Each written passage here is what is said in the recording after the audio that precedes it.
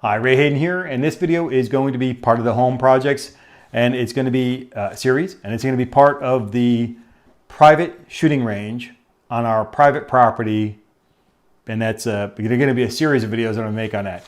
This has to do with that sandbag wall that I was making. The sandbag wall is 3 sandbags wide, thick, and that is the shooting backstop for a steel target. We have a steel target out there, just one. It's one lane of shooting, right?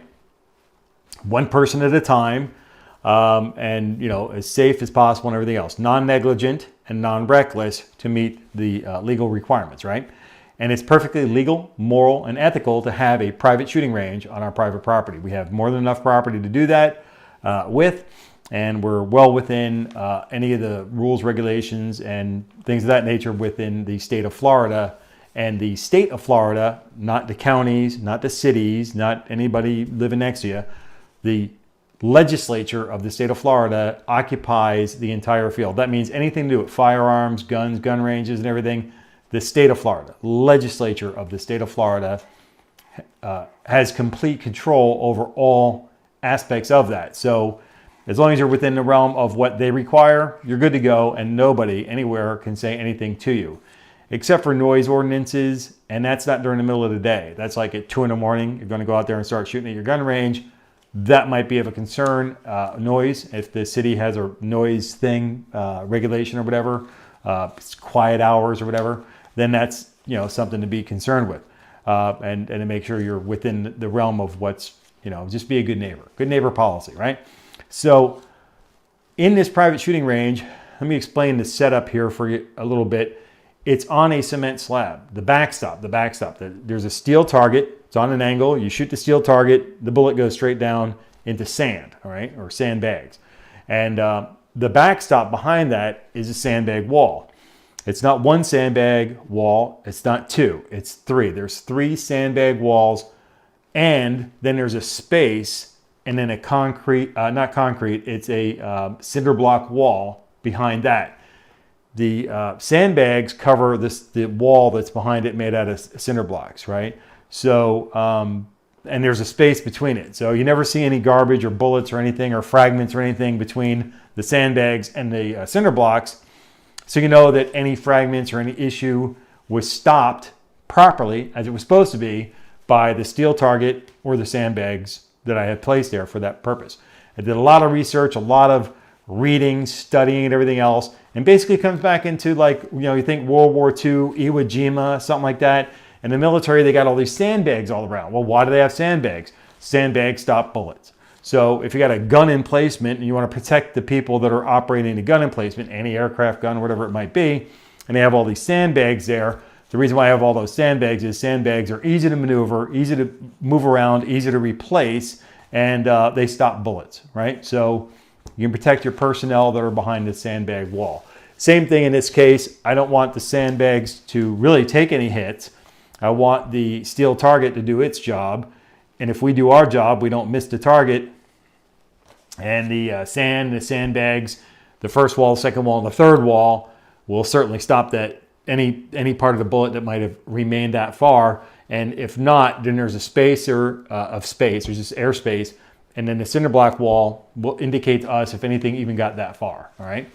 The other issue is to not shoot over or around, or don't miss the backstop, right? You don't want to miss the target, don't miss the backstop. The backstop's definitely absolutely positively going to stop any bullet that gets to it.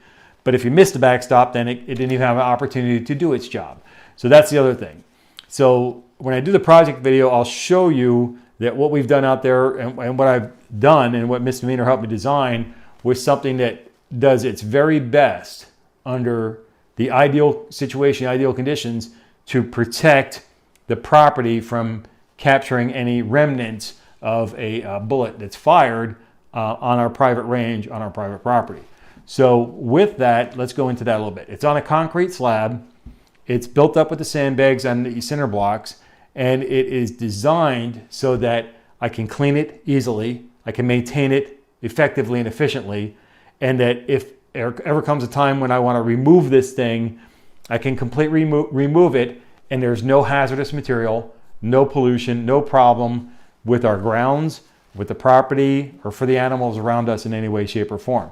Now, I did some testing and I did use the ammunition I had on hand. I had full metal jacket ammunition. I was using this, hitting the steel target. The metal fragments explode, they shred into pieces, and they hit the sandbags. Actually, they go straight down. You hit the target, the thing goes straight down, as evidenced by the shredded sandbags that I had below it. And so I can see what the damage is and how it is and everything. So that's what the experiments were for. Extremely successful, and determined that I do not want to shoot full metal jacket ammunition on my gun range because it's going to be tearing up those sandbags and creating more work and be a little bit more difficult, a little bit less effective and efficient to keep it cleaned and maintained properly. So what I did is I did some internet research and everything, and I looked around, and I was looking for, first off, I was looking for lead-free ammunition. And I also remember some meetings and everything that we were at for a local gun range earlier in the year and maybe last year too, when 2018, 2019 timeframe, when people were talking about, no, we hit these steel targets, and when these people at this gun range shoot the steel targets, the bullet just turns into powder and it's gone. Now, I remember people being concerned about the lead bullet turning into powder kind of stuff. In my experience on our own personal private gun range, the bullet didn't explode into powder. It fragmented into little metal bits, and those little metal bits landed in the sand directly below the target. So I guess if you can get everything to be in a certain area, that maintains it very well, so it's easier to clean up, maintain, take care of effectively and efficiently, right? So I had no problem with the gun range doing that because they do. They clean, it's called mitigation efforts, and they do reclamation, and with all the reclaimed lead that they get out of the area, some ranges have actually been known to have excess, meaning they've earned more money from the reclaimed lead than it costs to clean it out. So the reclaiming process has a cost to it, but enough lead was reclaimed that it actually not only paid for the cleaning process, so that now costs nothing except for the time we were closed, and they actually had excess funds left over that they could apply to the next cleaning, or they could take it back as a cash refund, right? So kind of a beneficial thing for gun ranges. But for us, we're not going to be shooting hundreds of thousands of rounds of lead ammunition in the sand and then reclaiming it. That's not going to happen. So for us, I was looking for something that kind of did go along that same process of you hit the steel target, it explodes into dust. I also wanted something that was non-poisonous to the property. I didn't want any lead going into the soil. So I was looking around, and I found something that's called frangible ammunition. And basically, there's different types of different things, but what I was looking for was something that was basically going to explode into dust. Basically, you throw a mud ball at a wall, poof, turns into dust, right? Turns into sand, falls down, and becomes harmless. So I found this ammunition called Inceptor. Okay, so it says it kind of goes down to the bottom of the box too, but it's called Inceptor. This is 9mm. The RMP stands for round nose projectile. And here's a big picture of the stuff on the back, all right? So if you look at this one here, as a matter of fact, let's take one of these out of the box and show you what it looks like next to the full metal jacket ammunition. Looks almost identical, but it's not. I want to point out a really big difference to you right there is that the bullet that's like real shiny there, okay, let me get the light hitting it the right way. This one here is full metal jacket. This one here actually looks like it's got a little Hershey Kiss or something sitting on top of it. It's a little brown like chocolate, like a little piece of chocolate. And the thing about this one here is it's not metal, right? This is made out of a copper polymer matrix projectile, so the matrix, right? So what we're talking about here is when this thing here hits a metal target, it explodes into dust. It doesn't have any lead in it. It's lead-free as far as the projectile is concerned. I believe there is some lead involved in the primer down there at the bottom when the striker hits the primer. I believe there is some lead in that turns into dust. I mean, or is burned up in the little explosion and the burning up of the gunpowder in the casing, that there's really nothing left there on that as well. It's negligible at best, and there's certainly no bits of lead laying around anywhere. The projectile itself, if you don't hit the target, it's going to go into a sandbag and just sit there. But it's not poisonous. It's not lead. It's not poisonous. The other thing is that it might be if you eat a whole bunch of these things, probably be poisonous, so don't eat these things. But the other thing is that if it hits the steel target, it just goes poof into a bunch of, in a powder, a dust. It becomes dust. So it won't do any damage to the sandbags either. Now, if I miss the target completely and it goes into a sandbag, the entire bullet goes into the sandbag, and it doesn't, same thing. So 6 of one, half dozen the other. If I miss the target, I miss the target, but it goes into a sandbag. And it's not going to go very far because it's not a full metal jacket bullet, right? So therefore, I provide, with Misdemeanor and I out there, we provide the safety and well-being for the animals on our property and the property. And we also keep the private range safe and available for ourselves and the animals. We don't have to worry about animals getting over there and getting injured. There's another thing I want to point out here too, is that's the largest ammunition we expect to be firing at this thing. We have no plans ever so far. Things change.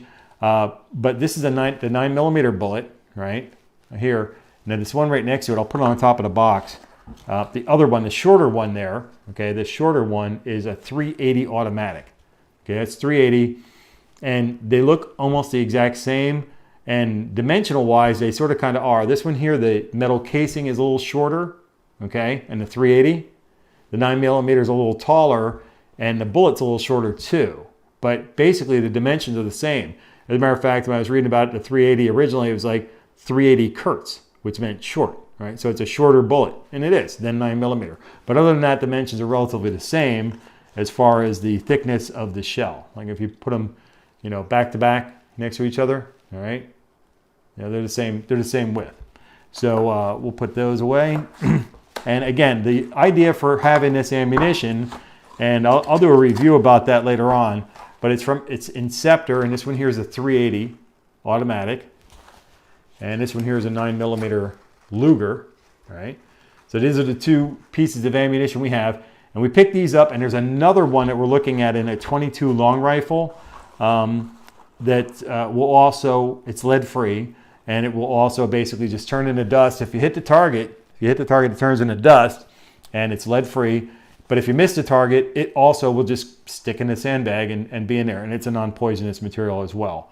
I'll have to check it out. I'm still looking into that to see which one I want to acquire and then find it hopefully locally so we can actually get those and see how they are. Because we're also looking for things that are effective, efficient, financially viable, economical, effective and efficient, I guess, in the practice for marksmanship training. Because that's what we're looking for, marksmanship, being able to keep up our skills in being able to hit the target, right? And things of that nature. But one last thing I want to cover on this. Again, the whole process of this entire operation here is to make sure that the property remains clean, safe. The range itself is either maintained, keep clean, it's effective and efficient, and that if I ever want to take it apart, I can do it myself, just take it apart. In fact, it's sand. It's regular sand in sandbags, but it's like pristine. It's washed and filtered or sifted sand. It can be used to level out any low patches in the property. There's people on YouTube that they have very flat lawns.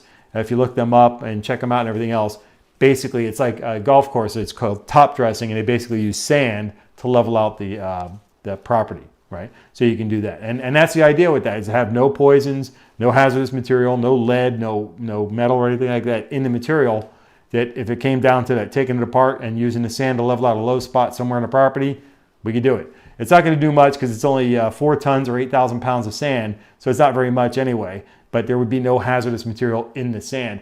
And if any of that was, because I did do some testing and there is some shrapnel in a couple of the sandbags, that can be sifted out. Basically, I got a little scoop, can pick up little teeny tiny pieces of metal, and they can be removed, and then it's just sand again, right? And that's what we want. We want nice pristine sand in the sandbags. The last thing was we talked about the bullet and everything else, and we did mention something about the casings, right? If you watch a documentary or whatever, some war movie or something on TV or whatever, or in the movies, and you see somebody firing a fully automatic weapon, you see all these things flying out of the top of the weapon. Now, everybody, for the most part, people are going to know what I'm talking about. They're the shell casings, right? The bullet is the part that fires out the end of the round, but the shell casing is left behind. Well, it's empty now. There's nothing that you need that for, right? Or is there? Some of these things can be reloaded. Some people will reload their own ammunition. Perfectly viable. I do not. But I also don't want pieces of metal all over my lawn, right? That's just me, right? So anyway, so I don't want any of these shell casings around for the animals to get injured by or accidentally eat a piece of metal or something. I don't want that to happen. We have to maintain that too. So it's not just the information of where there's stuff's going down the range. You hit a target, the thing turns into dust. That's fine. There's still a shell casing. It's a semi-automatic pistol. And I'll explain a revolver with that in a second in case you're not familiar with firearms really. But a revolver, you put the bullets in a cylinder, right? It's a round cylinder. You put the bullets in there. You fire away like crazy until you're out of ammunition. And the fact is that you have to actually remove the brass by itself. You see in the old Western movies or whatever, somebody have to flip open that little cylinder and then they push something or they knock the shell casings out. So you can control, if you have to knock them out, you can control where they go. That's the important part there. So you can control your little shell casings and where they go, and you can get the job done and clean up, right? With a semi-automatic rifle or pistol or fully automatic weapon, those shell casings are going to fly out the top and they're going to go somewhere. If you're in a shooting, like an indoor shooting range or even an outdoor shooting range, they'll have a wall between you step into the stall, right? And it's going to have two little walls right there next to you, and those are to stop the little bullets from not the bullets, but the actual casings from flying around, hitting the person next to you, pardon me, or things like that. So you want to control where this stuff goes. And that's the brass shell casing, hopefully, right? They can be made out of other materials, but primarily brass, right? So I don't want any of these things out on the ground as well. So what I did was I looked around, and I found you could buy very expensive material that you spread out, and the casing is going to land somewhere there. Like instead of landing on the ground, it lands on this big sheet kind of thing like that. In fact, a couple of the different websites that I saw said people say, yeah, just take the old sheets.